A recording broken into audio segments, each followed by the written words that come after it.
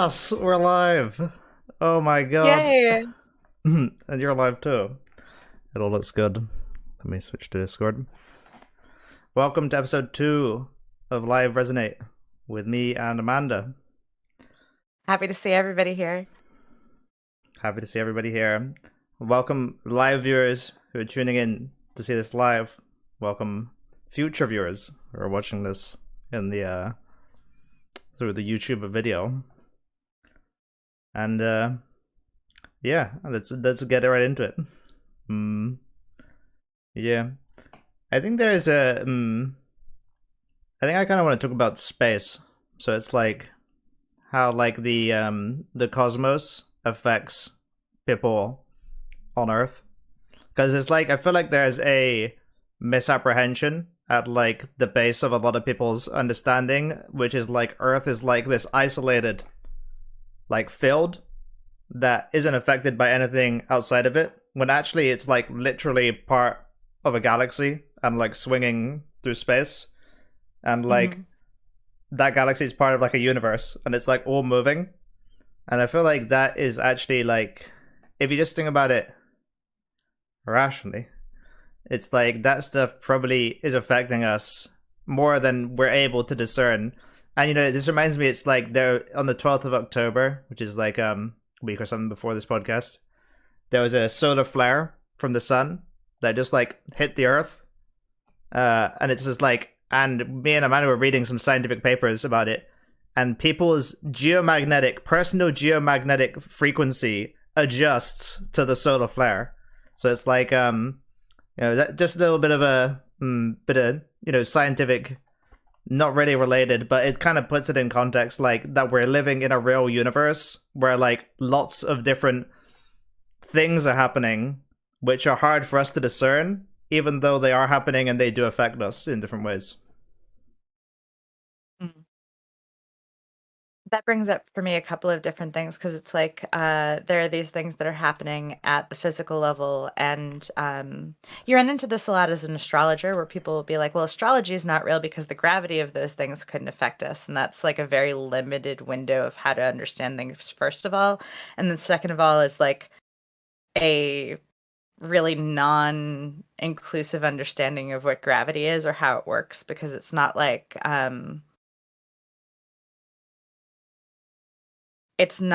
our solar system would be holding itself together without the rest of the context of the cosmos, like, and the way everything fits together with itself has evolved from the beginning with itself, is emerging constantly with itself.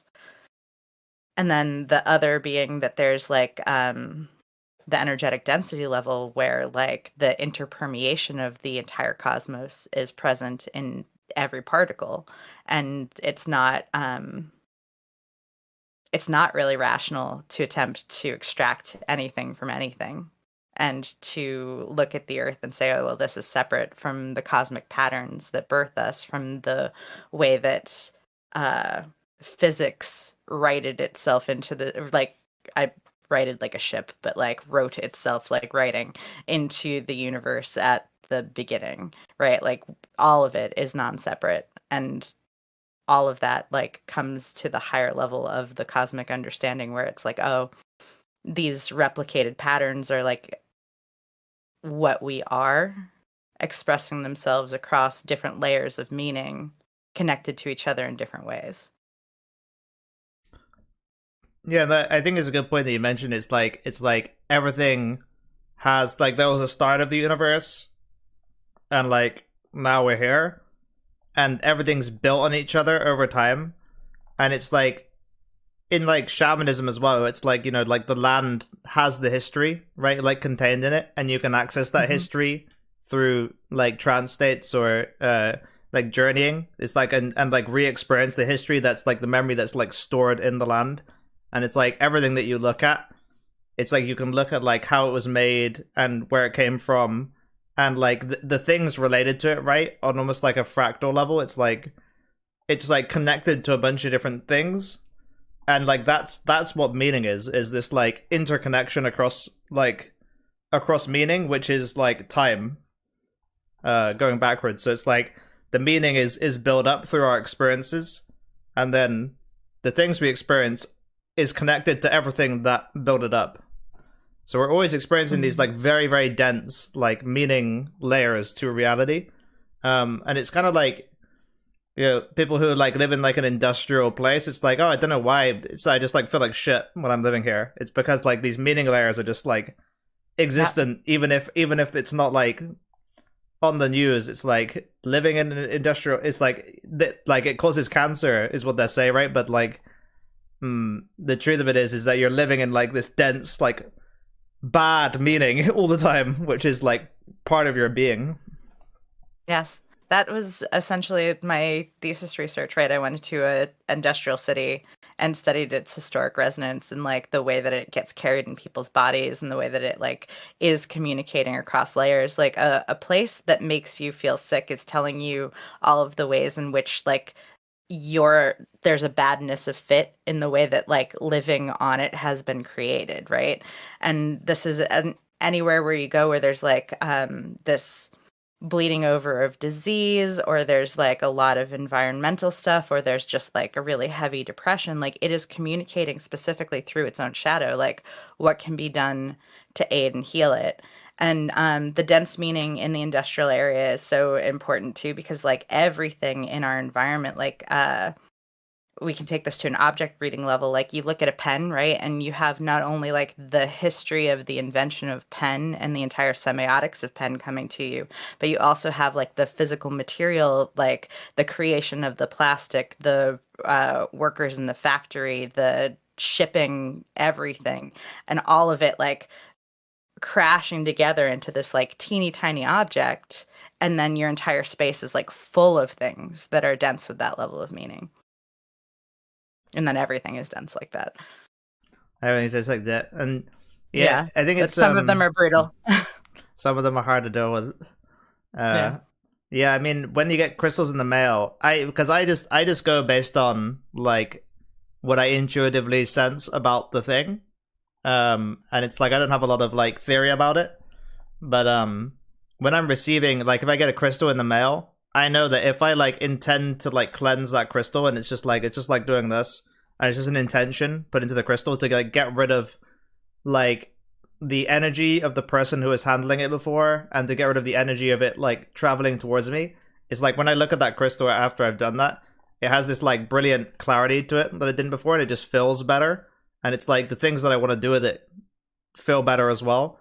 And it's like, so like as well as there being these layers of meaning, right, which we're interfacing with embedded in things, there's also like a uh maneuverability that we have with how we interface with that meaning, where we're able to control our realities by adjusting like the meaning frequencies that are embedded in the objects around us. And like that's like what feng shui is, basically. I don't know if that's how you say it, but yeah, that's basically what that is, right? Is like you're adjusting what historical resonance and meaning patterns are embedded in the objects around you, so that you're surrounded by a good meaning space instead of a bad meaning space.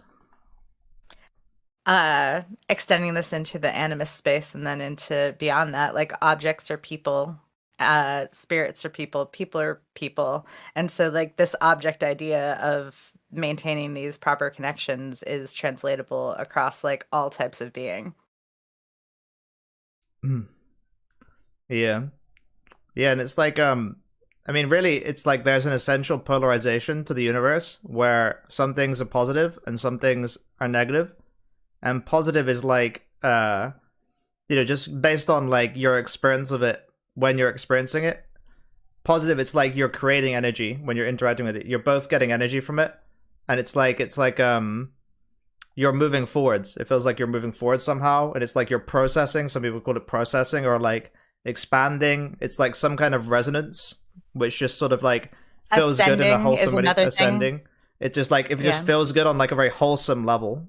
Like it feels like it doesn't feel like it's like a pleasure movement. It feels like it's just like right. It's like in tune with the universe. So that's like positive stuff, and the stuff is just like that or not like that.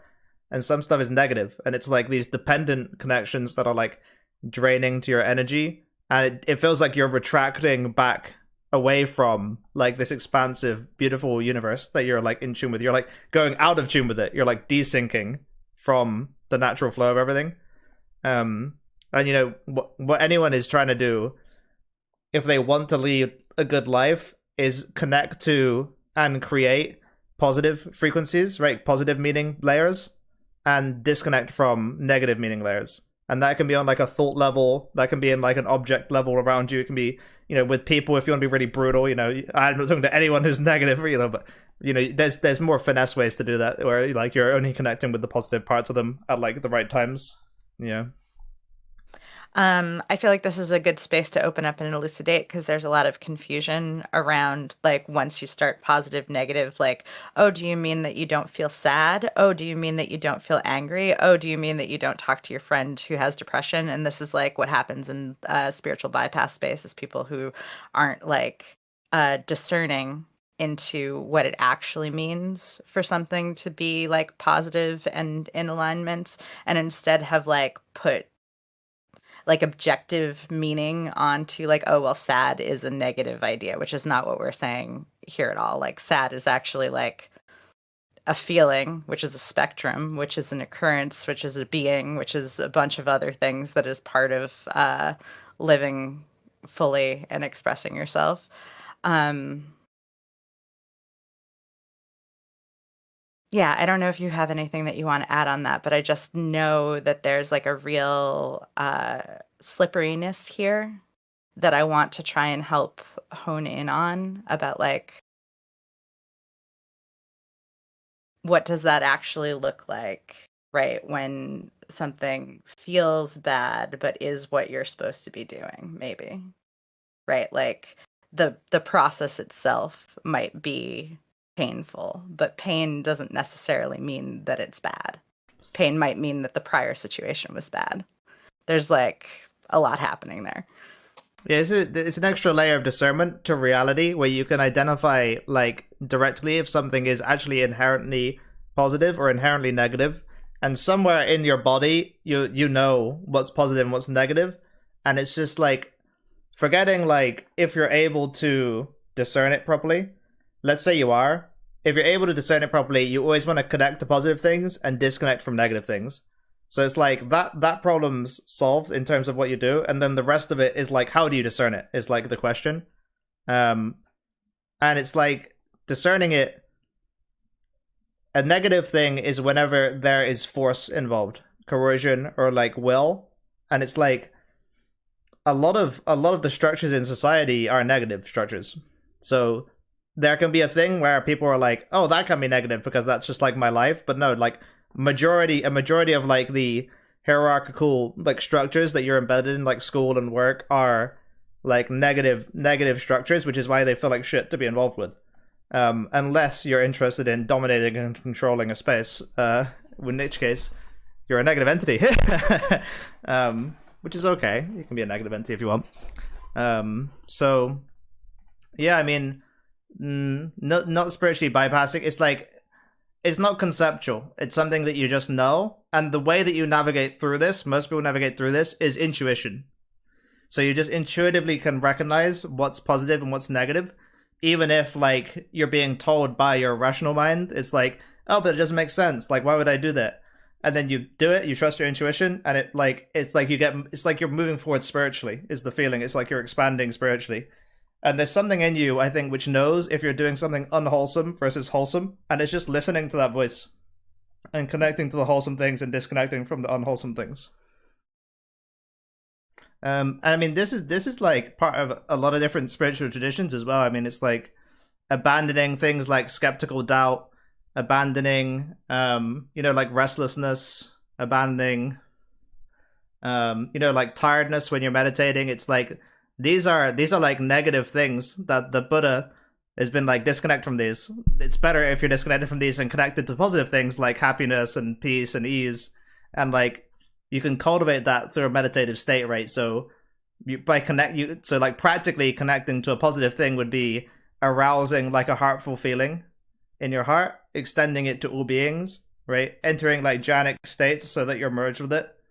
And like what you really wouldn't want to do, it'd be arouse like a hateful state and then merge with that, right?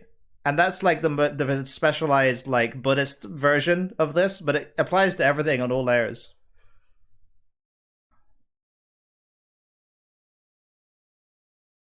With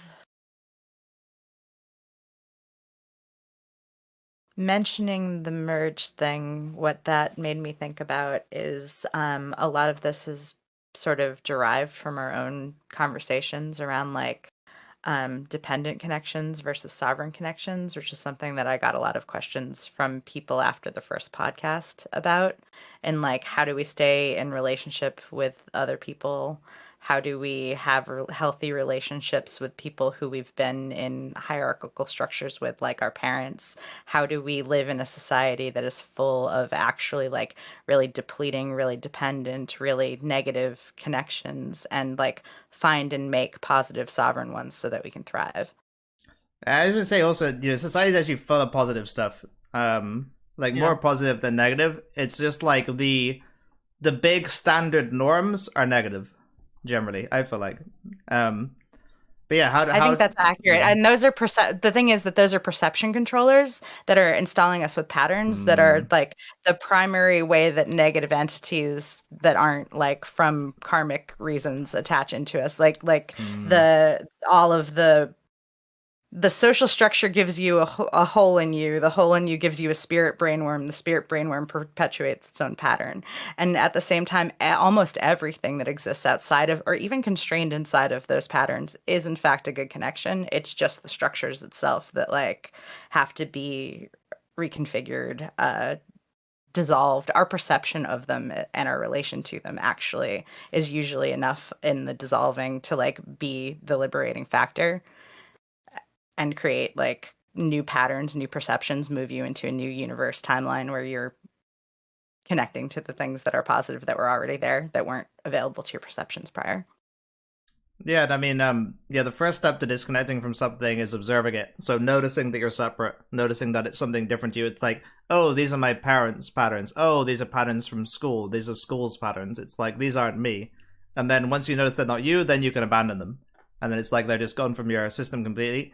And then that makes room for more good connections to happen. But yeah, sovereign connections. So I mean, sovereignty is essential in any positive connection. There no positive connection disrupts your sovereignty. Like, and sovereignty is just that you are who you are without being influenced by other people, in like a embedded, dependent way. So there's one way that you're influenced, right, where you're influenced by everything, and it's sort of just like the natural Mhm. flow of everything. And there's another way which is like people and things can embed themselves into your consciousness and energy, and then it's like their energy. You have a connection to their energy in your body, which is just like draining energy from you. And identifying those and clearing them out is like 90% of energy work, actually. um and it's like once you're able to notice these things that are like embedded in your energy and can remove them, then you're able to realize, you're able to notice more of them, right? And you're able to connect more to positive things. Um, and a sovereign connection is just a connection which isn't doing the energy embedding, draining thing. Mhm. It's where your consciousness is separate without getting in dependent on. Yeah. Yeah. I kind of so I thought immediately when you were describing the different ways of like playing an instrument, and if you're playing in a group and it feels really like dominating, like you can all end you could try to be improving, but instead you all end up playing the same thing because there's this like structural effect that is changing what you're doing, right? Whereas then if you're actually in a good jam that's like a scene where everybody's sovereign, then you're like playing off of each other. You're playing with each other. You're creating together without being like forcefully shaped in a particular way because all of you are open and capable and like it feels really symphonic and nice. Yeah, and that's a great example of what it means to have like a not sovereign connection. Would be like they have this weird tick where they like raise their eyebrows and like are angry when like a dog barks, and like when a dog barks around you, now you're doing that too. That means like you have their energy in your body and it's playing out in your body, and actually in that moment you're being exactly the same as them in that moment, and like that's a good indicator that they've embedded their energy is embedded in your system, and it's almost like your body is like using their energy to exist instead of using your own energy to exist, instead of using your sovereign energy to exist. So like keeping an eye out for those times where the other person has a negative pattern that you're also doing too now, since meeting them, can tell you that you've connected to a negative thing in them that you want to disconnect from. And there's a positive way that this can happen too, but the positive way it happens is that it's not embedding in your system and happening and arising unconsciously. It's like a conscious thing that you like bring into yourself, that you learn from them. And that's also a big part between a sovereign connection and a like dependent connection. Is a dependent connection is going to have a lot of unconscious parts to it, which is why a lot of people have trouble identifying if they're in one. Is because they're in one and it's all unconscious. So like having a very conscious relationship where everything is happening and you're observing everything that's happening, what you're connecting on, which ways you're similar, which ways you're dissimilar, how you're connecting to each other is a good way to notice where you're connecting on negative things and where you're connecting on positive things, and to disconnect from where you're connecting on negative things and connect where you're connecting on positive things. And it doesn't mean that you don't be in a relationship with that person. It just means that the negative connections that are made in your body related to that person are disconnected from, and you just try to connect to the positive things with them. And maybe that means a less involved relationship, but it doesn't have to. And something else, I guess, is that with sex as well, with like a sexual relationship, if you're having sex, so there's seven chakras. There's the root, which is like the genitals and in between your ass and your balls if you're a man. And then it's also the base of the spine. It's called the perineum. It's called the gooch in my circles, for the perineum. And then the sacral, which is below the belly button and also in the spine. And then it's like some organ in between.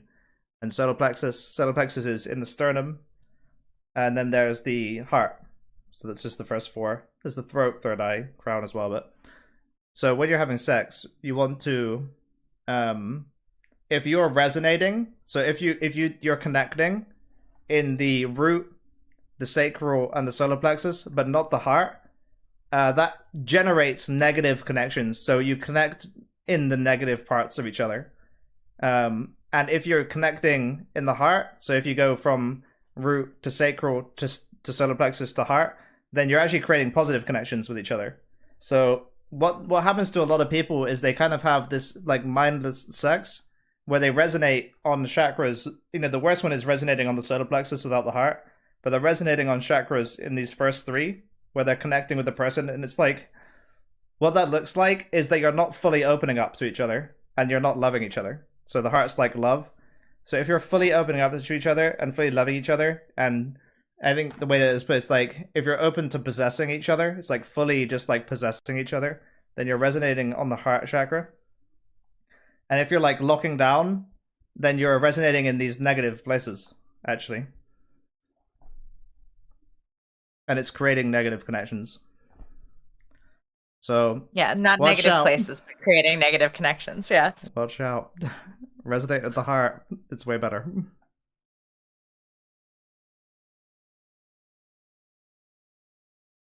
Mm. And if you're a super expert, then you can resonate in the throat and the third eye, and then even the crown.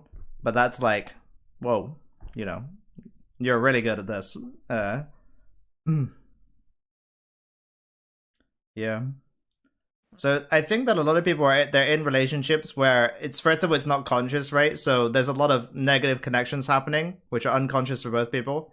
And then there's a sexual relationship which isn't fulfilling to the body. It's not opening into the fourth chakra, into the heart. And if you can just have a conscious relationship that's resonating in that fourth chakra, the heart chakra, then it's going to be amazing.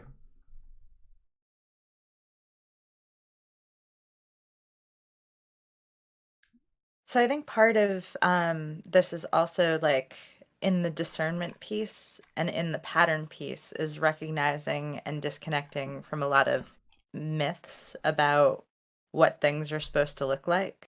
Because, like one that I realized that I had internalized really hard was that like uh struggling together is admirable and righteous. And then I sort of formed a lot of connections that were a struggle to be in.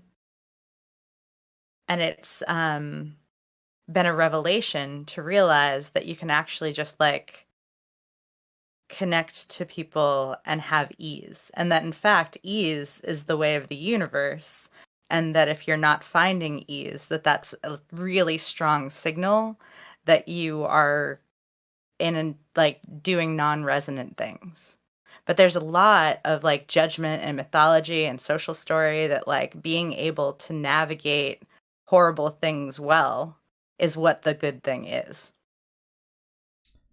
Yeah, I mean, like that's really it. It's like you just follow your resonance, and you kind of know if you have resonance, and just trusting that instinct, building that trust in that instinct that's there for you in whatever way you can, right?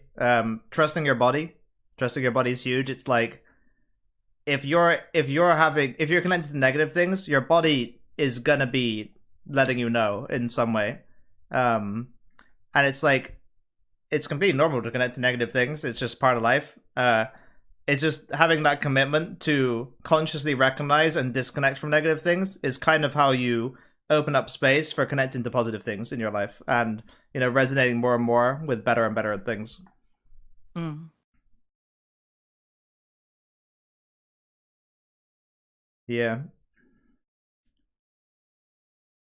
And it's like you pick up like a crystal or something that you saw in a shop, and it's like, oh, I just like resonate with this thing for some reason, right? And it's because it's a positive thing for you that you can connect to.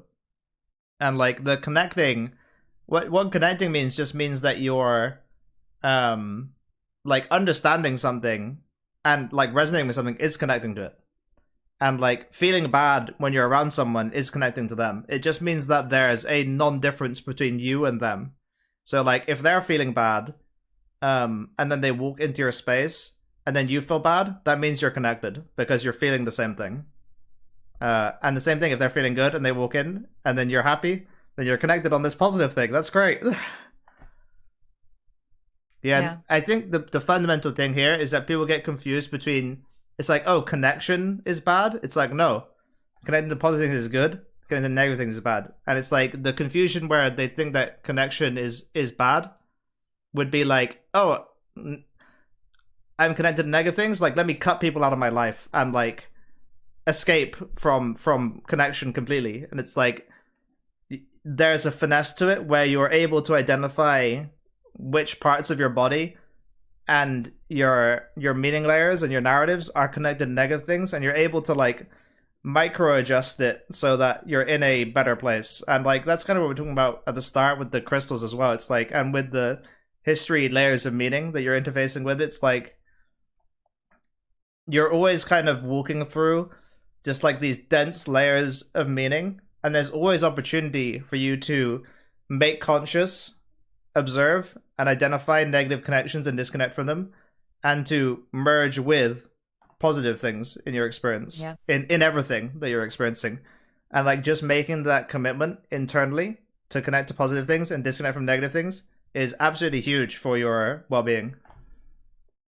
I was thinking about this in terms of like a family scenario where we actually have a lot more control in terms of how we function in it. So let's say there's an aunt who like this is an important connection in your life. You don't want to get rid of it, but every time you go and visit, there's just like overwhelming negativity, like a litany of things that are overwhelming you. You can go in with the energy that you're going to connect to the good parts, and you can keep like right away and keep directing into like uh actually into that experience. So like with this aunt person who I've just just created in my head, you can go in, you can be like, when the thing starts, you can be like, you give a little space and a little empathy for the first thing, but then you're like, but what I really wanted to know about was like that recipe for those cookies that you made last time because they were so amazing. And you're like starting to amplify on the thing that you actually resonate on. And then you're going to get a positive experience and you're going to get a positive reaction. And then that's going to become the foundation for the next time that you interact. And so you're able to just sort of slide what used to be like a kind of bummer of an experience into a higher resonance because you go with like the frequency intention and also the skillful know-how of being like, these are the pieces that I want to amplify when I see them. These are the pieces that I want to detach from when they come out, and like being present to that as it's happening. And I think the reason that people have trouble with this is because there's not actually any hard rules. It's not like go talk to everyone about recipes that you like, or like things that you like. Like, actually, you have to guide this by intuition all the time because it's Yeah. like when we're talking about these dense meaning layers, there are two. The reason that there's like almost like there's a specificity, but there's also an allusion to a much bigger thing, is because there is like a much bigger thing, which is this universe moving all the time. And it's like we're never gonna know enough about it to make an informed decision based on rules. We're always gonna have to just Hmm. trust our body and our intuition in the moment and like follow those things that are positive and resonant for us in the moment and disconnect from those things that are negative for us in the moment. And that requires like a presentness and a consciousness in your experience that you're just attending to all the time, like you're practicing all the time.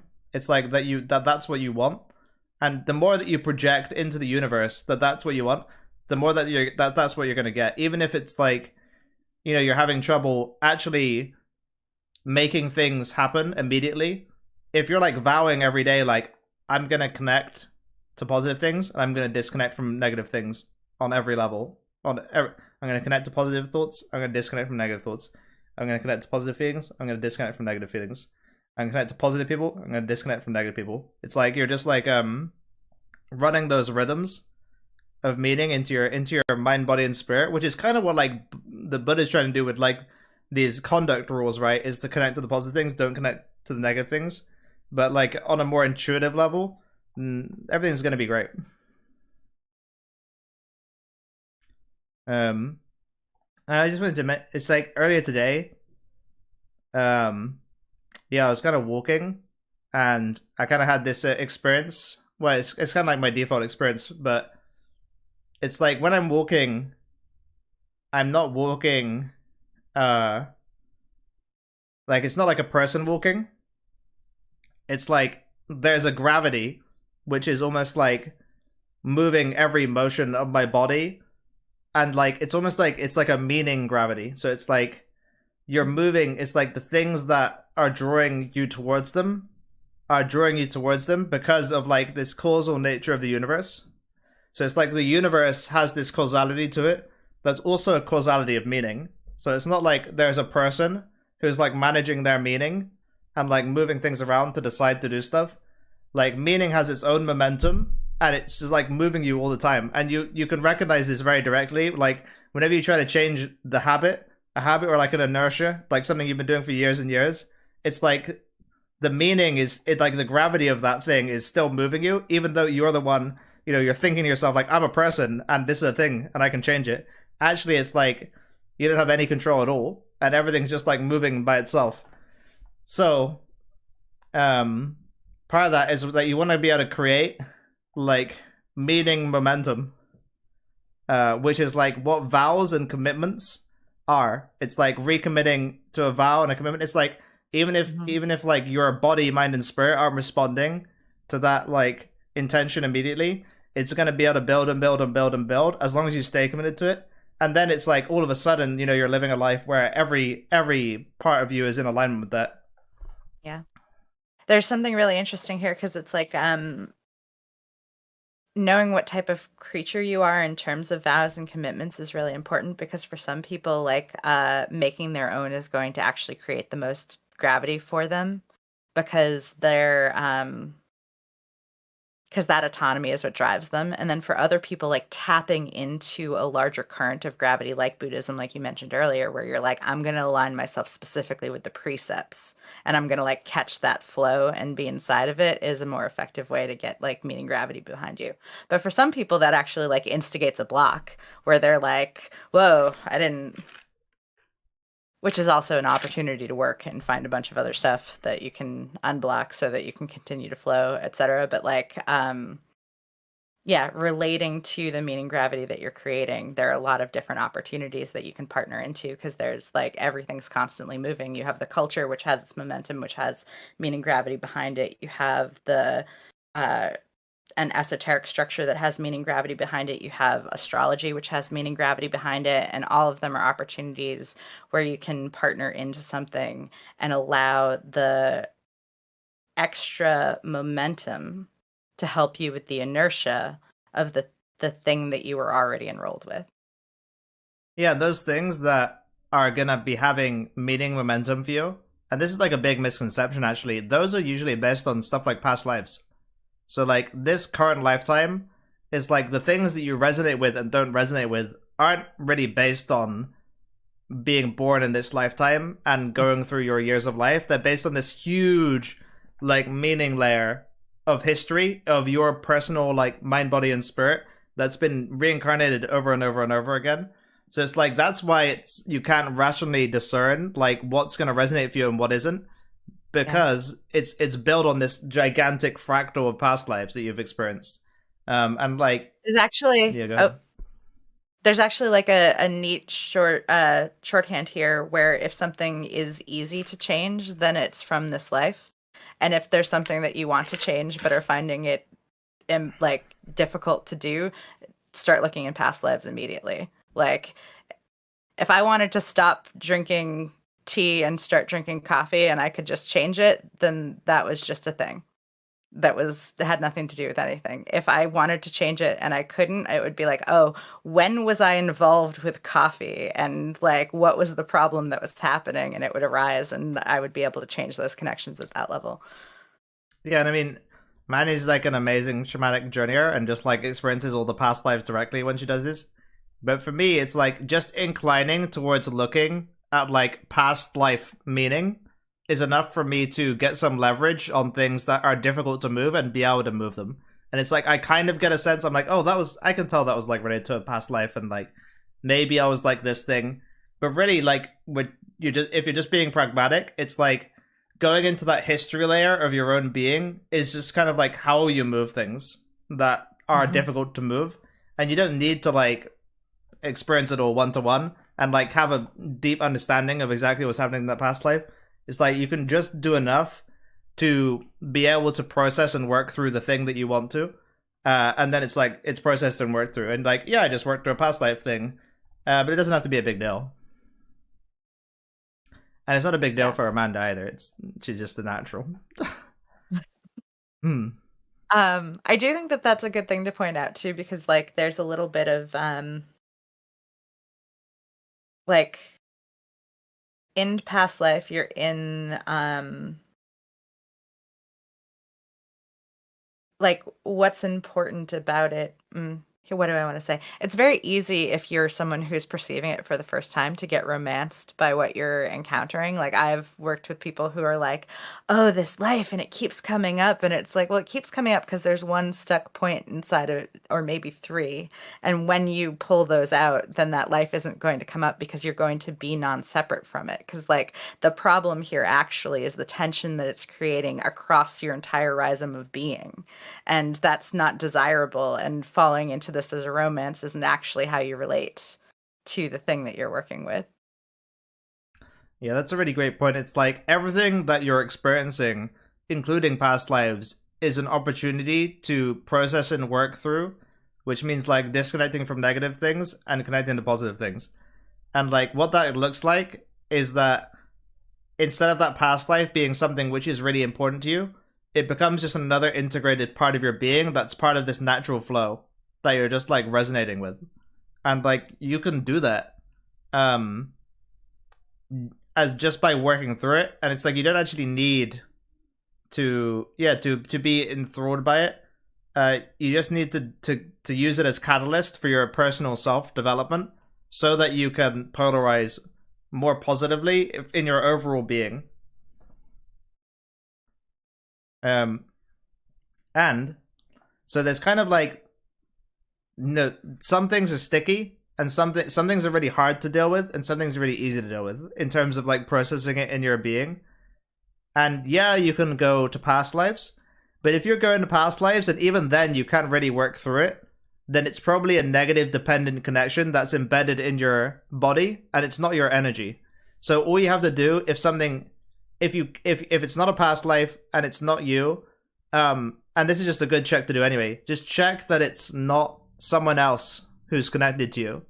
Because if you can observe whose energy that is, then you can abandon it, you can disconnect from it. And it's like, the reason that you weren't able to work through it is because it's someone else's energy. Anyone else's energy in your body, their consciousness, their problems embedded in your body, is literally impossible for you to work through, because it's not native to your structure. It's not native to you at all. So it's like you're just like this just acts as a block. That's what a block is a negative connection from someone else embedded in your structure. So if there's something which you're having trouble working through, go through the people in your life, and you're gonna have a sense of it, an intuitive sense of who it is that it's connected to. Go through the people in your life and just like try to observe whose energy it is and send it back to them. Disconnect from them. Disconnect that energy from your body. Uh, when you disconnect from that energy, you can use phrases like their full name is the heir of their own karma. You can ask for aid from other entities, positively aligned entities, deities who you work with, your guides, your own higher self, to disconnect you from, oh, angels. Angels are great. To disconnect you from that negative energy, to send it back where it belongs, and to seal your body from further, like your energy body, from further attempts at connection. Um, and in doing this, what you're going to find is that like you're no longer wasting a lot of your energy attempting to process something, because that's what's really happening is like there's something in your system that doesn't belong to you, and parts of your system are getting wound up around attempting to process it, and that's like a huge draw on your power. And as soon as you let it go, it's like, oh, not only is that thing that was stuck not here anymore, but now all of the power that was associated with trying to deal with or manage it is liberated. Yeah, and it's almost like it really is like a block in the system, and then when a block's gone, the whole thing flows better. So it's like a huge holistic improvement. Um, yeah, and so just to give like a practical thing of inviting entities to help you, you can be like, I invite my higher self to disconnect me from any negative entities or energies, and like I invite my higher self to seal any connections to negative entities or energies so that it can't happen again. And I Yeah. like to use Archangel Michael. He's my buddy. I invite Archangel Michael to disconnect me from any negative entities or energies. I invite Archangel Michael to seal those connections so that they can't happen again. And you know, even if you do that every day, it's probably going to do something every day, because it's like the way that your being moves is you're constantly connecting and disconnecting to things.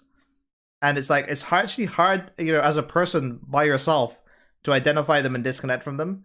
Mhm. And actually everything is working in this interrelated way of being where you're connected with a bunch of different things, and just inviting these guys in, the higher self, Archangel Michael, Archangel, I know, Gabriel if you want to, that's going to give you an extra layer that you're able to, you know, pragmatically use to disconnect from things that you wouldn't be able to otherwise.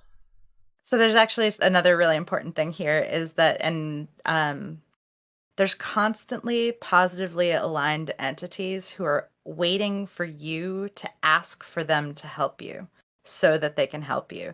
They're beings who we are constituted of, who are invested in us, who have known us across many past lives, who are buds with our higher selves and spirit guides, who are our higher selves and spirit guides. And they're basically just like constantly clustered along around being like, are they going to ask for help? Are they going to ask for help? Because they're positively aligned, they can literally do nothing without like enthusiastic positive consent. Whereas negative entities are the ones who are like constantly like wheedling you and being like, hey, why don't you open up, buddy? And like offering you things for doing so. And so, like, maintaining an awareness that there's actually bountiful, resourceful, positively aligned, incredibly powerful help is really important. And then becoming like open and aware of it and asking for it with your words is like a righteous amplifier on all of life. Yeah, I mean that. Yeah, it's really essential to know. It's like positive things come when you ask for them, and negative things are forced. You get them when you don't ask for them. So, like, if you want to get positive things, you gotta ask for them. And it's like it can be like a big personal block for people to like ask the world to give them positive, like to connect them with positive things. And if that is the case, then it's time to look at what negative things are trying to influence you to not ask for that. It's like if you're having trouble, like inviting Archangel Michael to disconnect you from negative things and connect you to positive things, then it's probably negative things influencing you in that decision. Even if it feels like it's you, and it's like, oh, I just don't want to do it. I don't know, it's like weird. It's like better to examine the things that are saying stuff like that and disconnect from them. Yeah. There can be a real sense, like you're saying, of being not worthy, of not like, there's a couple of different levels where it's like some people will have like oh, is this big enough to ask? But like, these are primordial beings who pervade all of reality. There are certain ones like Archangel Michael, for example, who are like literally just poised for providing this type of aid. And there are ones who you might ask and they might not be around at that moment because of the way that they function in cosmic time. Um, but like thinking that it's not worth asking for your bodily protection, for your disconnection from negative entities, for your ascension into positive timelines, for like loving support in trying moments is like really something that needs to be healed in the self, because these beings, these positive beings, love us so much and they are made out of love and they want to bestow upon us love and loving support. Hmm. Yeah, I'm curious how you would align magic with like this idea of connecting to positive things. Hmm. Like for me, magic works when you connect to positive things. Like there's like a layer of reality that like wants to help you, and magic is just asking it to help you. How would you feel about that? Um, so I think magic works because magic works, and that many people, their magic works because they connect with positive things, and many people, their magic works because they connect with negative things. And that the entities who are looking like the ones who are whispering in your ear that they can help bring you fortune if you just open up to them are where a lot of people do get their magic power. But then a lot of this is the thrumming piece of a mirror universe, right? So like there's something in people's frequency that is a request that is always being answered, and that's the fundamental thing about magic. And that's what's happening all the time, whether or not people are discerning that it's magic or not.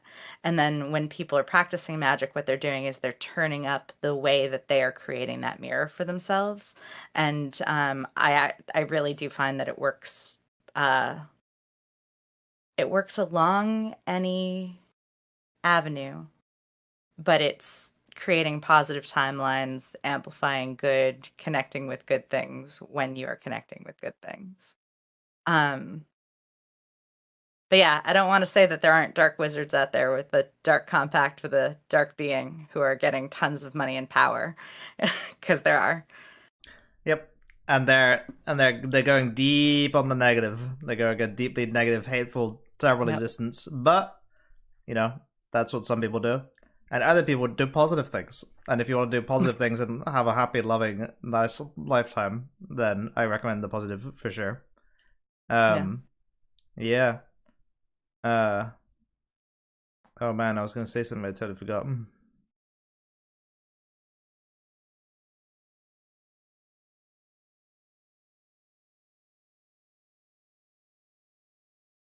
Hmm.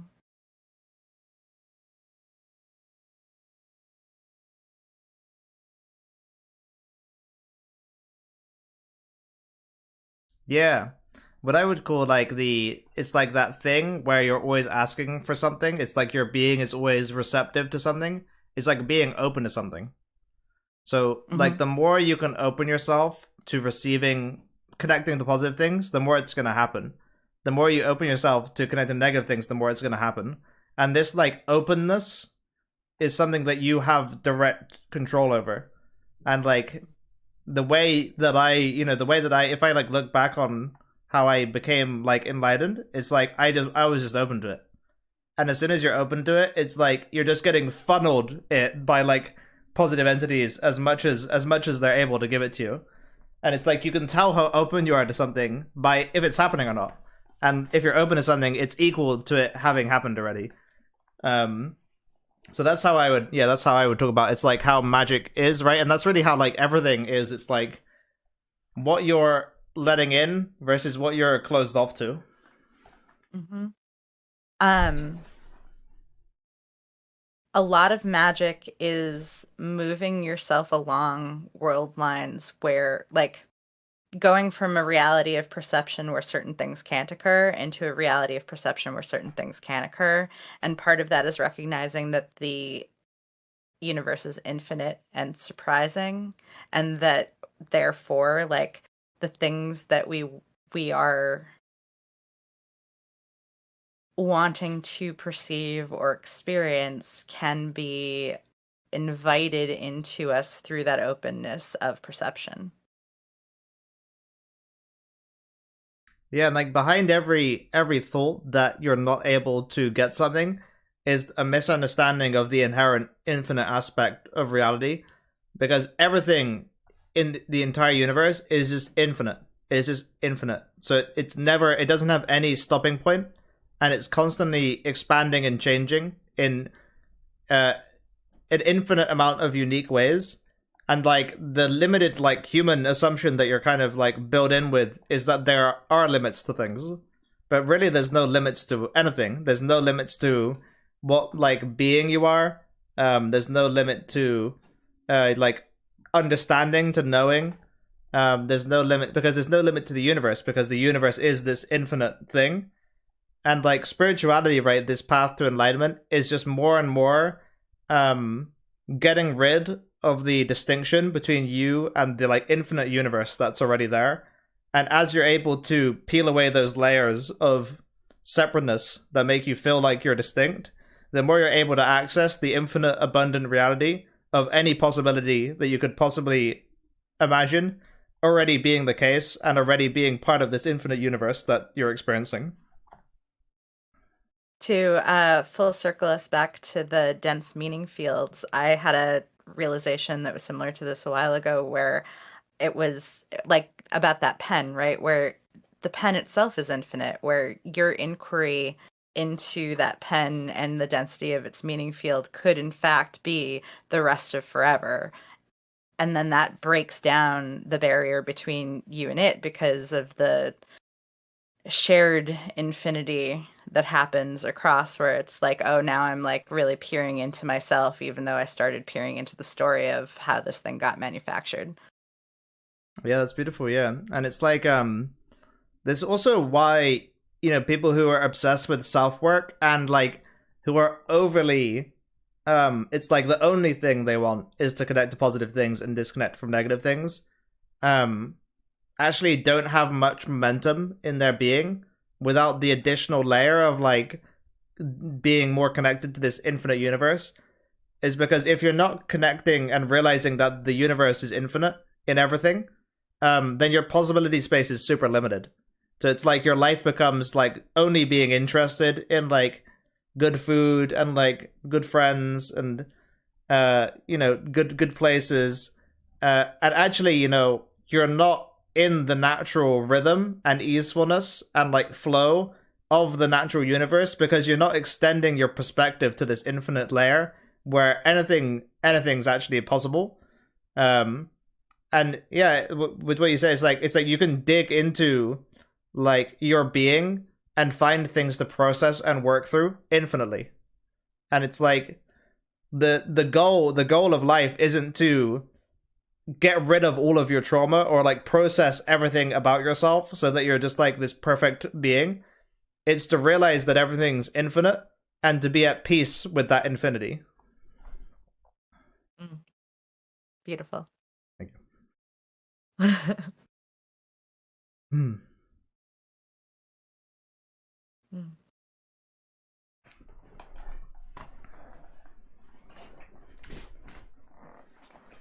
Yeah, I mean, it's like how do you be at peace with that infinity? Well, just notice it. Just keep noticing it. Have the intention to realize it, and like it's gonna happen. It's everything that we talked about. All of this like magic being open to things, like layers of meaning connecting to positive things. It's like if you're doing all of that and you're also open to uh realizing merging with the infinite universe as yourself, so that there's no distinction between you and it's just this present moment, which is in itself infinite, happening by itself, then it's gonna happen, no problem.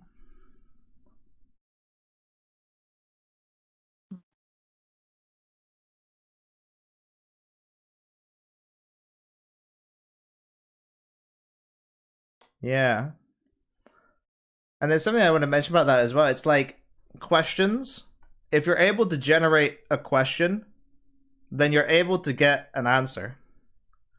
So it's really, really important to be able to generate questions that get you answers that you want. And identifying the questions that are inherent already in your being.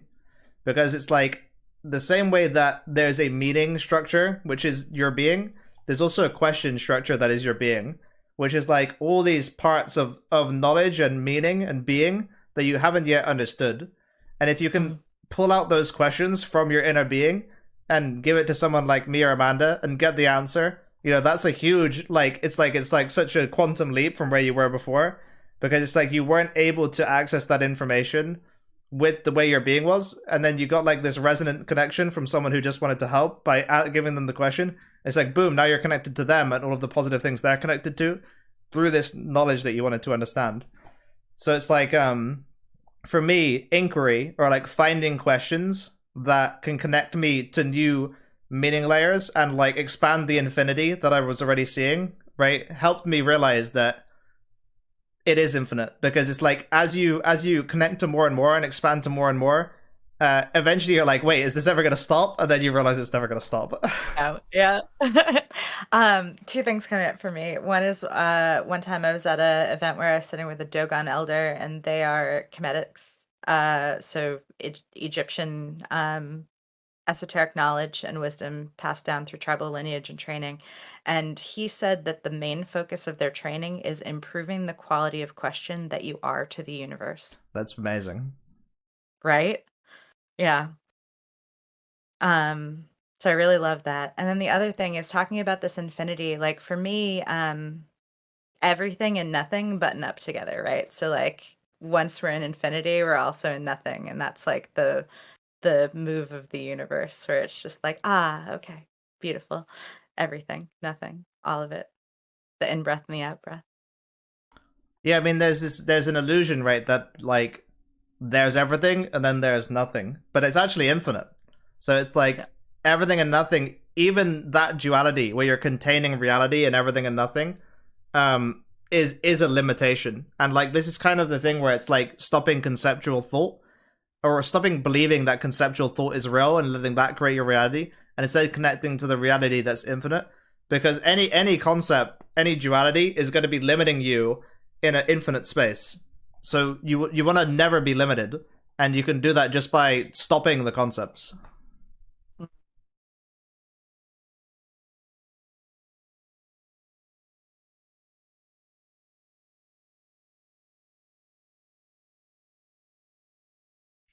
Yeah, and I think like that's kind of the two main parts of living your life is realizing everything's infinite and connecting to positive things and disconnecting from negative things. And it's like if you can just focus on these things, it's a good life. And if you're not focusing on these things, it's a bad life. Hmm.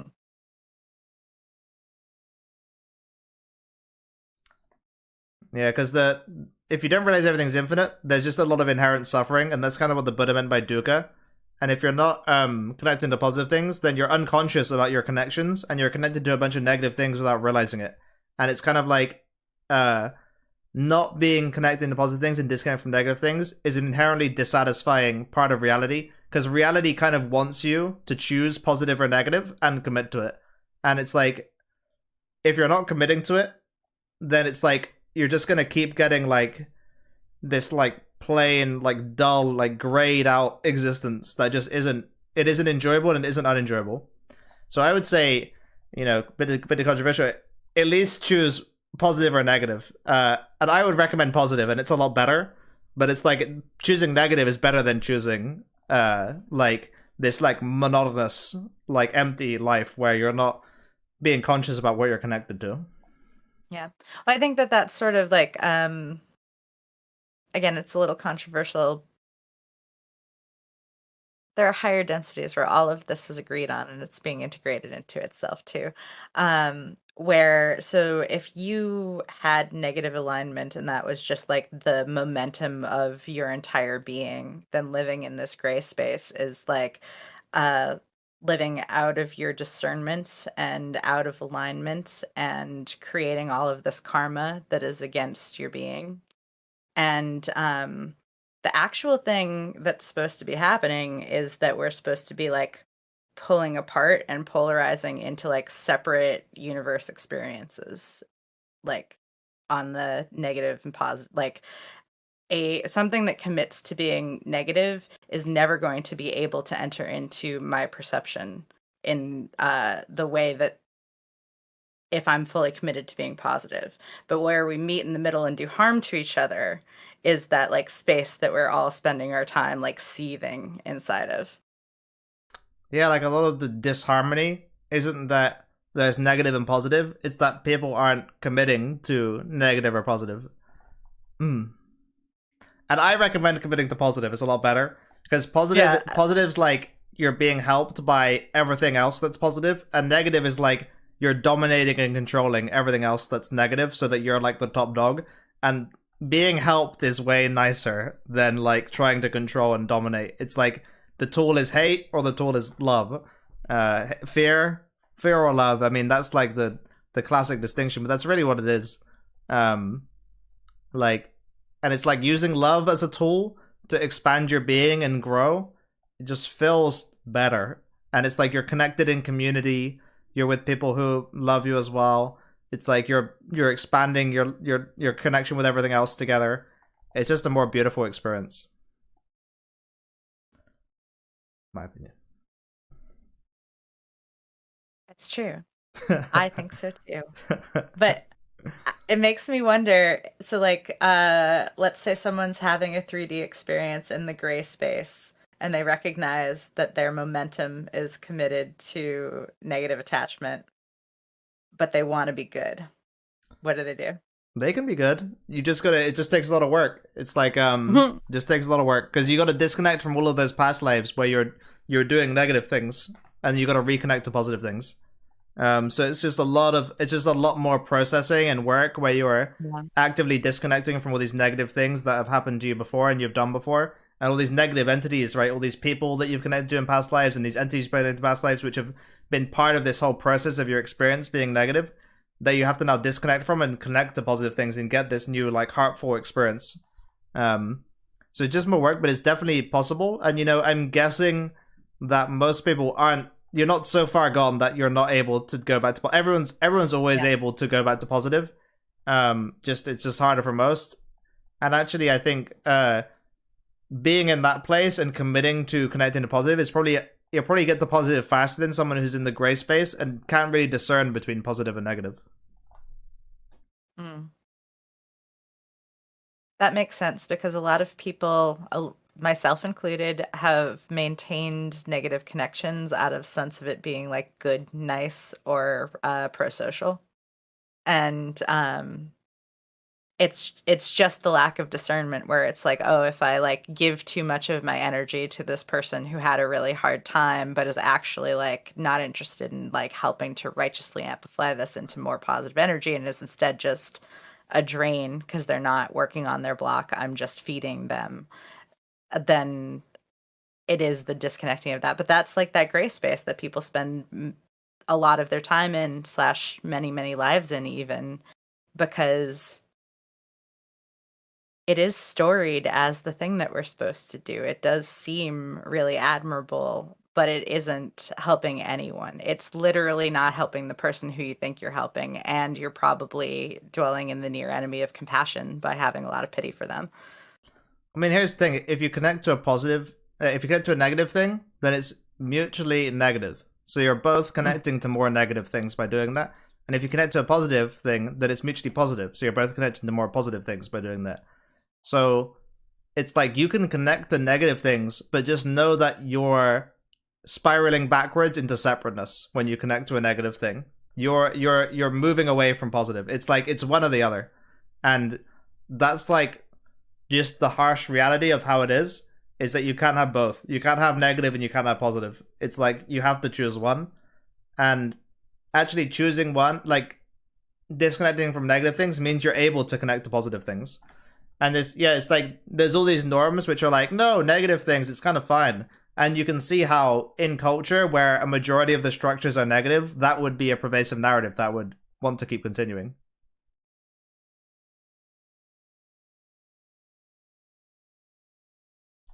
Negative connections, mutually negative, right? Because connected, because you're both negative. So you're amplifying negativity.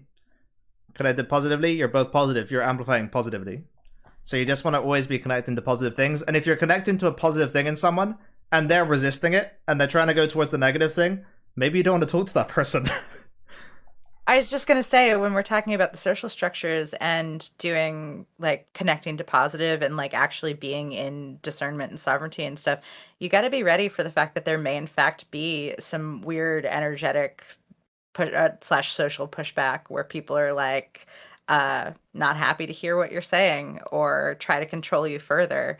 And like, I don't want anybody to evoke that into your experience. I think that it could go beautifully and it should go beautifully, and that that's what we should all be attempting to create whenever we're in these interactions.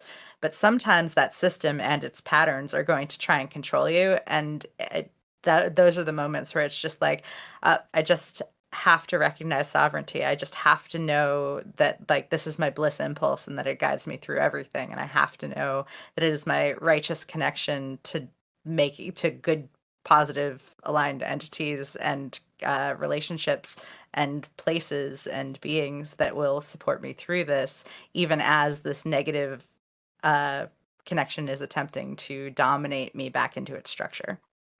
Yeah, that's how you know if they're trying to control you, they're trying to force you in response to you being sovereign, just following what resonates for you. Then you can recognize that as a negative connection Yeah. because that's what negative connections do is they try to control you and they try to force Yep. you and they try to dominate And you you. have to recognize it across multiple feeling tones because it won't always look like, oh, I'm so angry. It might look like I'm really sad, or it might look like I'm going to try to make you feel guilty, or it might look like even just a lot of like detail management. Like there's just a lot of different ways that it can come across, and just being aware of noticing that all of them have that flavor, that energetic flavor underlying them is really the thing to do. Yeah, and it's like you don't have to be like, hey, fuck you. You know, it's like if you can just stay sovereign in your own what you know resonates for you and be recognizing that as a negative frequency and just be not connecting to it while it's happening with them, it's noticing and seeing it as separate to you, then that's fine too. And eventually maybe it comes back around to a positive thing. But it's like some people are actually on this path of separateness where they're spiraling into negativity, and that's actually what they're there to do. That's what they've been incarnated to do. That's their whole plan. And if you want to go expand into positivity, spiral into positivity, into non-separation, into oneness, into connectivity, then associating with negative entities, beings, is always bad. And connecting to positive beings is always good.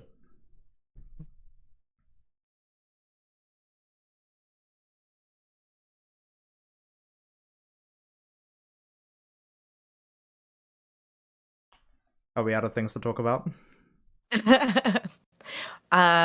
Maybe. That feels pretty robust. Thank you so much for watching, everyone. It's been a really great show. Yeah. So glad to have you all Glad to here. have you. Yep. Please feel free to share the podcast with positively aligned entities and beings that you think would resonate with it. Because that's the whole point of the show, is to create more positive connections and disconnect from more negative connections. If you want to reach out to me for an enlightenment session so you can get enlightened, just DM me on Twitter. And Amanda, what's your offerings? So right now you could reach out to me for a shamanic consult that's donation based. I'm just happy to talk to you about where you are in your practice and what you're trying to open up. I'm also offering like a full gamut of energy services that you can check out over on Twitter, including my quantum timeline healing, which is really exciting and I'm happy to be offering. Yeah, if you're having trouble manifesting things in your existence that you want, get a quantum timeline manifestation session with Amanda. It's gonna be amazing. Okay, guys, do please, if you're like, oh my god, this person in my life, it's like they're gonna resonate with what these guys were talking about so much. It's like it benefits you and it benefits us to share that. So I really appreciate you all tuning in. Thank you so much, and that's gonna be the end of the stream. And we'll catch you in 3 weeks. We're streaming every 3 weeks. Okay, bye. Great.